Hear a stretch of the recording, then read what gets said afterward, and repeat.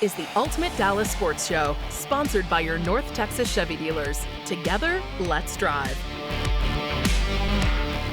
What's up, everybody? Thanks for joining us here on the Ultimate Dallas Sports Show, hanging out with you after the NBA All-Star Game in the middle of the much-needed 2025 NBA All-Star break. Now, I say that because the Dallas Mavericks players, the fans, people who covered the team needed a pause, a reset, because there was a lot going on. It didn't give us any shortage of things to talk about, though, Andrew. Absolutely not. And let's be also clear here. Congratulate Michelle. This is her first time hosting the show. It is indeed. And I just want to be sure to tell everybody out there, this is a risk. This is for risky. All of us. This is about as big a risk as you can take. And for those of you that get the reference, thank you so much. We got a lot to get into. Let's get right into it with What's on the Show. Here's What's on the Show, sponsored by NFM. Despite every indicator that karma has hit the Mavs hard on and off the court, Dallas has, under the radar, won 5 of their last 6 games. We'll dive into why they're doing so well, including a deeper look at new acquisition Max Christie, who was one of those guys that was just kind of thrown in on the Luka trade and might end up being more than that. Meanwhile, the Luka news just will not die down. We'll get into Adam Silver's recent comments at the All-Star Game, and it's a return of everyone except Michelle's favorite game, no fence riding. This week, we'll look at the All-Star Game format and the All-Star Weekend with suggestions on how to make it better. Michelle, that's What's on the Show. Now, who's on the show? Well, you already heard. You have the risk here. We have Andrew Cely here. And we have our favorite Mavericks insider, Nick Angstadt, joining us. Now, Nick, Andrew touched on this, but Max Christie has been a pleasant surprise as part of this Luka Doncic, Anthony Davis headlined trade. I think he's played better than anyone, that includes Nico Harrison, but anyone could have anticipated since joining the roster through his first few games as a Dallas Maverick. What has either surprised or impressed you the most? Yeah, there's probably nothing that would make this trade good in a lot of Mavericks fans' eyes. They're going to be upset. There's going to be frustration still around this trade. But if you're going to get something out of a trade like this, at least it could be a young guy, 22-year-old guy that can fill in some gaps. I think he could be a starter for the Mavericks as soon as the end of this year or next year even. He has proven so much for the Mavs. He can get his own shot. He can shoot the three. He can play some really good defense. Has had some really good stops all over the court. He's just shown a lot for this Mavericks team. And the one thing that made the Paul George trade great for the Thunder is that SGA became an MVP, and like they just completely forgot about it. Now, I don't think Max Christie is going to do that, but if he becomes, a fringe all-star type player, then maybe the hurt hurts a little bit less for Mavericks fans in the future. I was going to say, and seeing Max on the court with this entire lineup, and not the entire lineup, obviously a lot of them have been out recently, but how they space the floor, how they guard, especially on the wing position, it is exactly the kind of style that Nico seemed to be leaning on, that he wanted on this team. Defensive first, aggressive mindset on the ball, and even seeing him take some late game shots. He rises to the occasion, Nick. There's no other way to put it. That's absolutely right. He was absolutely clutch in the game the other night. And the Mavericks are going to be without their bigs for at least, at minimum, a month. And so they're going to have to play that switchy style where everybody has to guard everybody and you have to defend up and you have to do a bunch of things like that. And Max Christie is really well made for that. And so it's good that they have somebody like that. Hopefully, Caleb Martin coming back from injury. Hopefully, PJ Washington coming back from injury after the All-Star break. And so the Mavericks could be positioned to at least weather the storm. Again, another storm for the Mavs. Maybe this one self-inflicted, but they will weather the storm, and Max Christie is part of that. He's been a starter for their last couple games, and that is because they are down to basically, 9 available players right now. I'm about to suit up, I think. That's where we're heading. I guess when you think about the fact that they have won 5 of their last 6, and let's not forget that, yes, the trade happens. They have a massive blowout loss to Cleveland. After that, yes, they lose to the 76ers, but by 2. And then since that game, they haven't lost other than that overtime loss at home to the Kings. I guess when you think about all that they've been able to do with who they have left, how shocking is it that they're even able to win or go on a stretch like this? This Mavericks team fights, Michelle. That's what they do. They continue to go out there and fight, and that has been something that is kind of new for this Mavericks team. The last couple of years, it's been a team that plays up and down to competition, and you try to have to figure out, all right, which Mavericks team is going to show up today. That has not been the case this season. It doesn't matter who's on the court, who's wearing the jersey. It doesn't matter. They've been out there. And yeah, they're 2 shots away from being 6-1 since the trade, which is kind of wild in all this. The Mavs fans have been as frustrated and angry as they've ever been, but the team is actually playing well in this stretch, and they don't have players, right? They only had Anthony Davis for 30 minutes of the very first game and all that. And so it has been very interesting to see how well this team has played. And I think it's all just grit and determination, and it's guys stepping up into their opportunities. I know heading into this stretch, we were kind of thinking they're about to weather some tough competition, but the Warriors win, that was the one where everyone kind of put everything together. Kyrie going for 42. That felt like the Mavs basically saying, we are still in this thing, Nick. Yeah, just saying that, hey, like, we still got to step up. And I think Kyrie and Klay Thompson have stepped up in massive ways to say, hey, we're veterans, and we're going to show these other guys what needs to happen in a crisis situation. Klay Thompson has had Kevin Durant leave his team. That's not the same as Luka getting traded, but it is like a star level player leaving your team. Kyrie has played when LeBron has left, right? Like there have been moments when these guys have had to step up after huge, absolutely massive exits to their team. And so I think those two guys leading the way has shown a lot to these younger guys, and then having guys like Max Christie and some others step up in big ways. I still think it's absolutely crazy when you have a guy who's 6'5" doing your jump ball situations, which was the case a couple times this past week. Nick, I also think we have to give some credit to Jason Kidd. You think about the fact that he is told he's getting Anthony Davis, and he knows that he's had Daniel Gafford, who's been relatively healthy all season. And PJ. So yeah, and you think about the fact that if they can go big with that caliber of player, like that's what you kind of build your defense, at least build your game plan around. Does he deserve some credit, and does he deserve some flowers in this situation, despite him no-showing his press conference after that heartbreaker? Just throw that in there.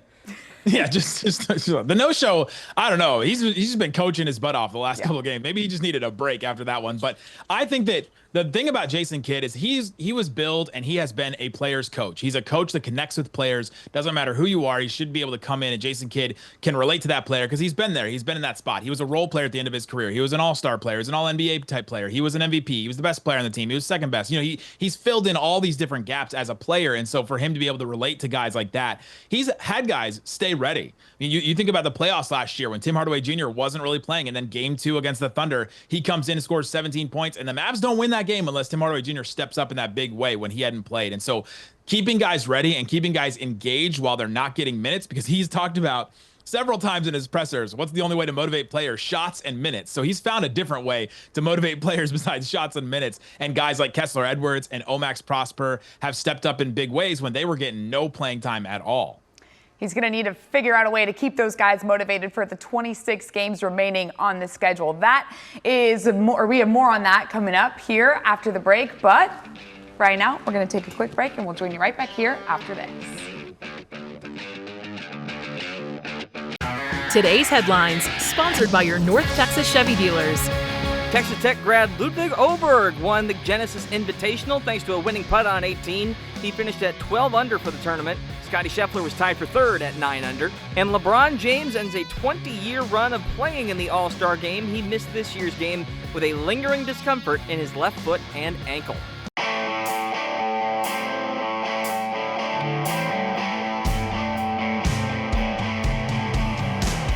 Welcome back to the Ultimate Dallas Sports Show. There's no better way to get into this than Adam Silver had some interesting comments over the weekend, Michelle. He certainly did. At All-Star Weekend, you'd think that when you have the best players in the NBA in one place, that's what people would be talking about. But no, he was asked, his first question asked when made publicly available. Great reporting, by was the way. about what was called the trade.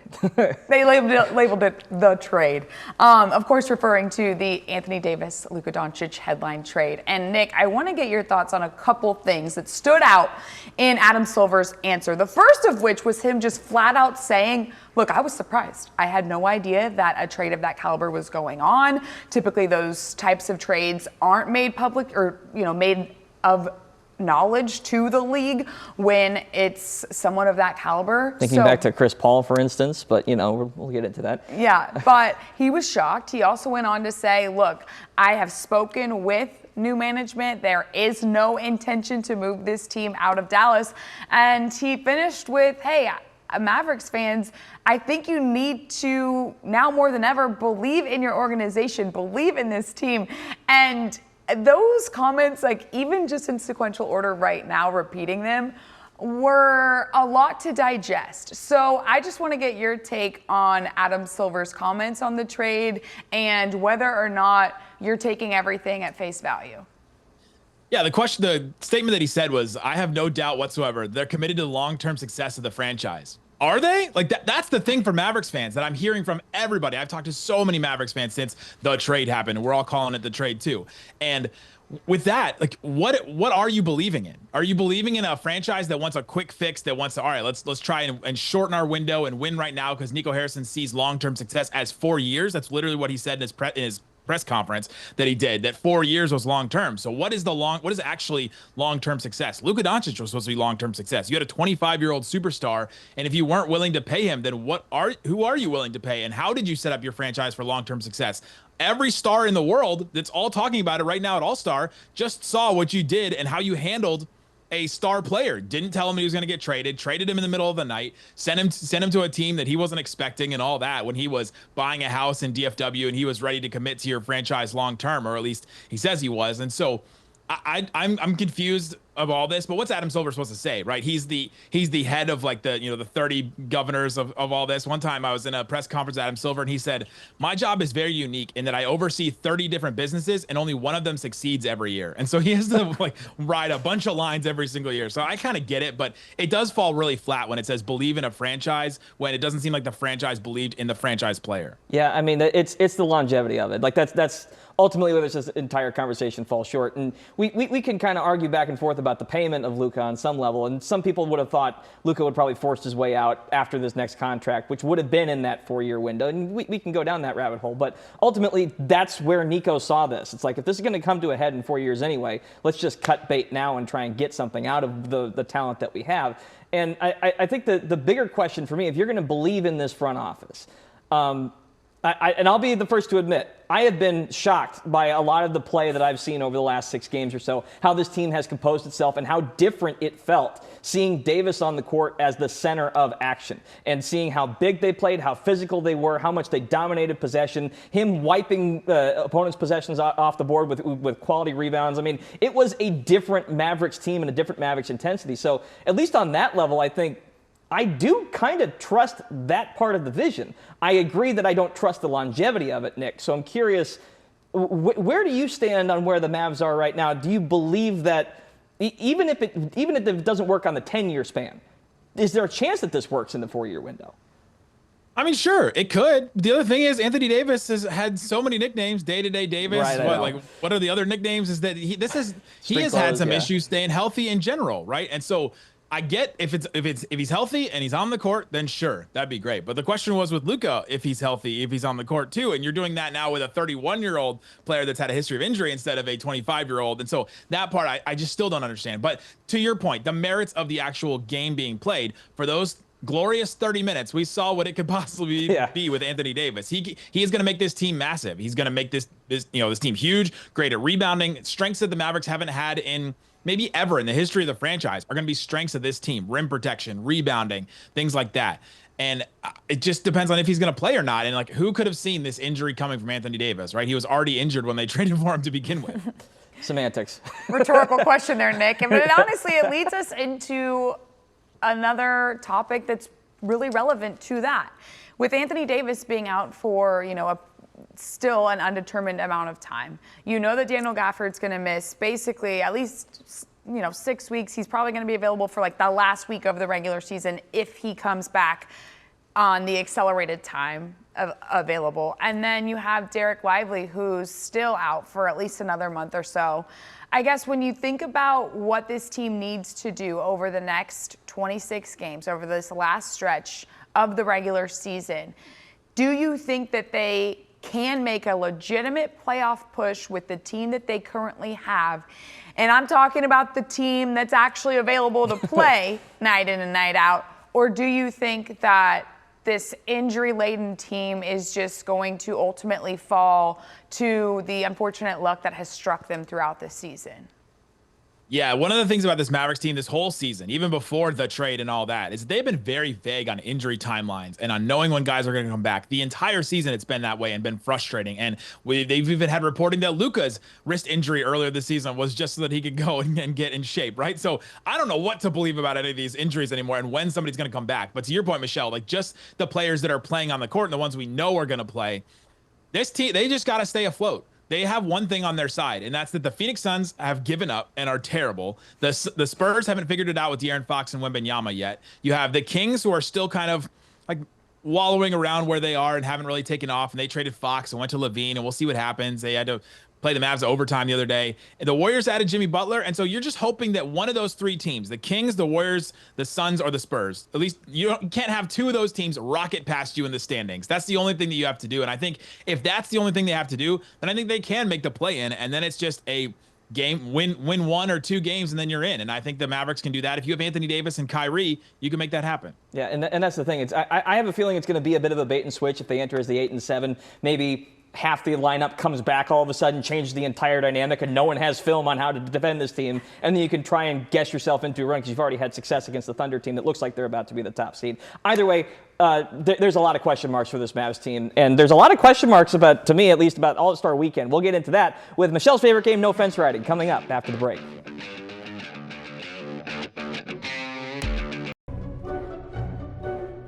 Welcome back to the Ultimate Dallas Sports Show. Time now for everyone's favorite game, no fence riding. Well, I would just like to start with, this is not necessarily everyone's favorite concept. This is not necessarily everyone's favorite concept.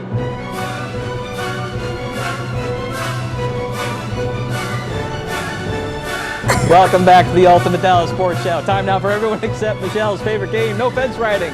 Concept is simple. I have a series of statements for our esteemed panel, in this case, Nick and Michelle, and it's up to them to decide which side of the fence they're on, hopefully as the music finally dies down. No riding the fence, or they get called out and might get featured on the next Open. All right, let's kick things off with statement number 1 here. The NBA All-Star Game should change to an international competition. The NHL did it this year. It's wildly successful. I'm not saying we need 3 fights in the first 9 seconds of the game, but could you imagine a Team USA versus the world with Jokic, Wemby, and Giannis going up against LeBron, Steph, and Durant? Give these guys some national pride to play for. Nick, lead us off here. What do you think? Oh, they're kind of already doing that. They already did that when they drafted the teams. They're literally calling one of them Team Global is what they're calling them in this. And so, yeah, they're already kind of doing it. I guess they could go fully on it, but yeah, I guess. Sure. He's, again, trying to play a different side here. Michelle, what do you think? I am not answering the question just so that I can defend myself for one moment here, because this game picks at people who are made to compromise. People who aren't on one side or the other. That's and the you know point. what? We could use more of that, meeting in the middle here. This is too meta of a discussion. Answer the question. Answer the question. I mean, Michelle, I like ganging up on Andrew in this game. Since it's yeah, both of us. We went Hang on a back at you. Answering your question, Andrew, just because I'm a nice person, I would say, sure, let's see the global superstars face off against each other and All right. throw some bows. Twist the knife, whatever. All right, statement number 2 here. The 3-point shooting contest should end All-Star Saturday. This one is long past due. We've got G-Leaguers in the dunk contest now. Multiple guys not even able to throw down anymore. Besides, it's a different league these days anyway. The spectacle is in accuracy and range, not power. Michelle, what do you think? Is the 3-point contest how we should end All-Star Saturday? Absolutely not. You can't see them shooting a 3-pointer over a car. And even if they can't necessarily get the ball, you actually can. You can park the car between the person and the hoop. But anyway, go ahead. Go ahead. All right. You do have a point there. You drove into that one. I stand by my statement. I think the dunk contest is tradition, and I like seeing it go last. It's the headliner. Nick, what do you think? I think people always get this wrong. I think that the dunk contest has the greatest opportunity for a high at any point in All-Star Saturday. And if it doesn't end the night, then all of a sudden you could have that crazy high and then a complete letdown afterwards. The dunk contest is not always great. It hasn't always been great. Like, you go look at some of those old dunks and some of the most revered dunk contests, and we would probably give those like a 40 now in today's standards. Sure. So no, I don't think it should end. The dunk contest should always be the end because it has the biggest opportunity for the best moment. He's just saying this to agree with Michelle and keep ganging up on me. However, I will also say this. The difference is those were big names that were doing it. Like, if the big names are going to flame out doing this, that's one thing. Not, no offense to, I'm trying to remember his name, the guy from the Bucks. Andre Jackson. Yeah, Action Jackson. Some of the promos built up into that. I'm just sitting there thinking, you're going to get me hyped up for a guy I'm not going to see play an actual NBA game? No offense to Mac McClung, because he's obviously come to actually compete in this thing. But the rest of the lineup, missed me with that one. All right, anyway, let's move on here. Final statement here. Number 3, Mac McClung deserves to be in the Naismith Memorial Basketball Hall of Fame. Now, I hear people collectively laughing at me already, but hear me out here. 2 reasons here. First, players and coaches are eligible for entry under contributions to the game, and McClung is single-handedly saving the dunk contest as an institution. He's also the first 3-time champion. And secondly, even if there isn't a formal induction, there's all kinds of exhibits in the building itself for even famous fans. McClung at least deserves an exhibit for his achievement. Nick, what do you think? Yeah, he'll be in it in some way. So yes, I'm with this. I don't think he himself should be inducted as a player, but yeah, there should be some sort of here's Vince Carter, here's Michael Jordan, here's Nate Robinson, and here's Mac McClung. They should have a section where it's slam dunk. So yeah, I'm in on this one. I'm with Andrew for once. Yes, Michelle, what do you think? I appreciate his initials, and I am not going to go against my guy Nick. So yeah, I would say build the statue. Whoa. This from literally an hour ago, her saying, who won the dunk contest last night? Was it Mac McClung? No. I knew who won it. He's the first ever three-peat. Yeah, we are aware. Thank you so much, Michelle. And thank you so much for not riding the fence, guys. We really appreciate it. Nick, thank you for your time on helping us digest all things Mavs. Stay with us on the Ultimate Dallas Sports Show. Michelle's final take coming up next.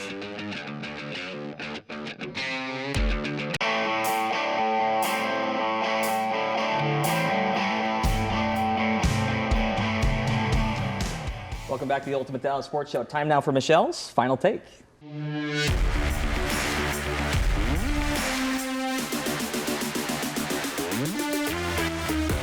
Only time will tell whether or not this trade to send Luka Doncic away from the Mavericks in exchange for Anthony Davis, Max Christie, and that future first-round pick was worth it. After fans were getting ejected from the stands, and you have all of these protests and rallies going on about firing ownership and leadership, only time will tell whether or not that level of angst among this fan base will die down. However, what we don't have is too much time between now and the end of the regular season. We have 26 games to figure out whether or not that trade makes an immediate impact, which is really what a lot of fans expected was the return, to win now, to compete for a championship now. Well, with a lot of Anthony Davis and the bigs out, who knows if this team that's actually taking the floor each night can win a championship now? Only time will tell, and we are counting down until April to see whether or not this Mavericks team can make a deep run. Andrew? Oh boy, I need time to sleep. This has been the Ultimate Dallas Sports Show, sponsored by your North Texas Chevy dealers. Together, let's drive.